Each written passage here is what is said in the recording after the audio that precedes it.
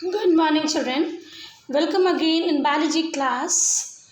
So, children will continue chapter evolution, and today our topic is origin of life. How life originated on this earth. So, there are different views which are putting forward from time to time to explain the origin of life. So, this is called biopoiesis, which means life and production. So, number one is the theory of spatial creation. So, according to this theory, all the living plants and animals which are existing today, they are created by God or Creator, and these forms they were designed according to their surroundings all of a sudden, and they remain unchanged from the time they were formed. According to Christianity, the world it was created by Creator or God in 6 days from material prima. The heaven and earth it was created on the first day, sky and sea on the second day, dry land and plants on the third day, sun, moon, and stars on the fourth day, fish and fowl on the fifth day, and animals, including man and beast, on the sixth day. The first man who was created was Adam, which was formed from clay, while the first woman, Eve, which was created from his 12th rib. According to Hindu mythology, god of creation Lord Brahma created different forms of life from various parts of the body, but these theories are purely religious concepts and not scientific facts. Hence, these are not accepted by the scientist. Next theory is theory of catastrophism. According to this theory, the earth it has undergone several catastrophes and each catastrophe destroyed life completely. After every catastrophe, the god created a new living world which was quite different from the previous one.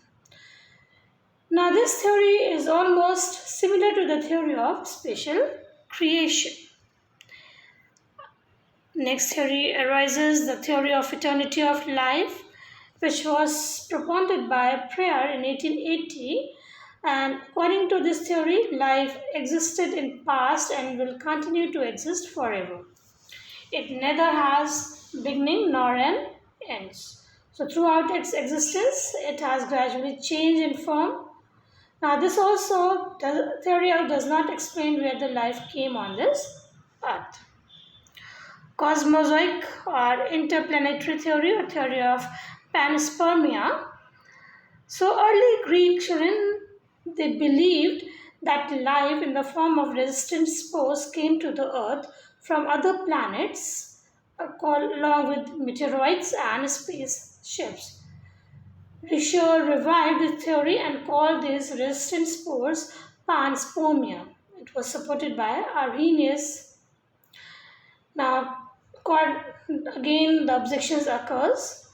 So, the existence of life on any other planet is not known so far. Moreover, living matter cannot withstand the extreme cold, dryness, and intense radiation of cosmos while traveling to the Earth. Now, finally, this theory does not explain how life originated on this Earth. Then came the theory of abiogenesis or spontaneous generation or autogenesis. Now, before the end of 17th century, scientists and philosophers they believed that living things originated abiogenetically from non-living matters. Empedocles, Anaximander, Xenophanes, and Aristotle they were the main propounders of the theory of abiogenesis. According to Aristotle, insects develop from dew, frogs and toads from muddy bottom of ponds, butterflies from cheese, fly maggots from flesh, and tapeworms from excreta of animals. Van Helmont stated that young mice could arise from wheat grains in 21 days when these were put in a dark room along with a moist, dirty shirt. But abiogenesis, experimentally rejected by Francisco Redi, Spallanzani, and Pasteur, who proposed the theory of biogenesis. Now comes the theory of biogenesis, which means life from life. So according to this theory, they said that life, they arise from pre-existing life and not from the non-living matter by abiogenesis. And they proved this by different evidence. So Redi's experiment, so he was an Italian physician, Francisco Redi, who demonstrated that maggots could not create it from meat or flesh, but the smell attracted flies which lay eggs on it. The maggots appeared when eggs hatched. Redi placed lumps of boiled meat in jars, and some jars they were left uncovered, some were with fine gauze or muslin cloth. So here see children, this is a muslin cloth, parchment paper, and this jar is left uncovered. Now the meat decayed in all the jars, but maggots appeared only in the uncovered jars where flies could lay eggs on meat. Spallanzani's experiment, he was also an Italian scientist, Lazzaro Spallanzani, and he poured hay infusion in 8 bottles and he boiled all of them. 4 of them were just corked and other 4 they were made airtight.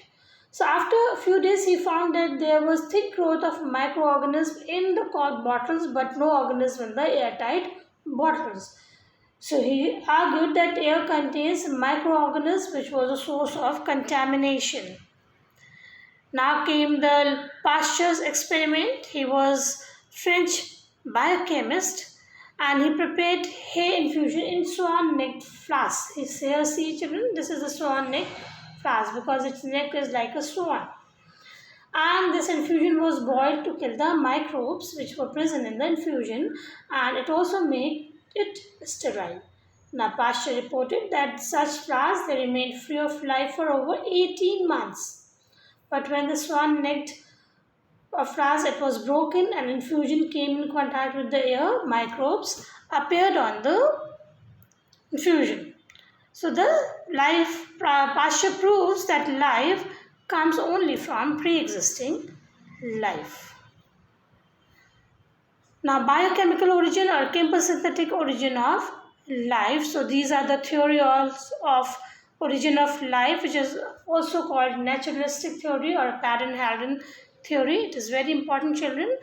So in this theory we'll learn in our next class. Till then, thank you and have a nice day.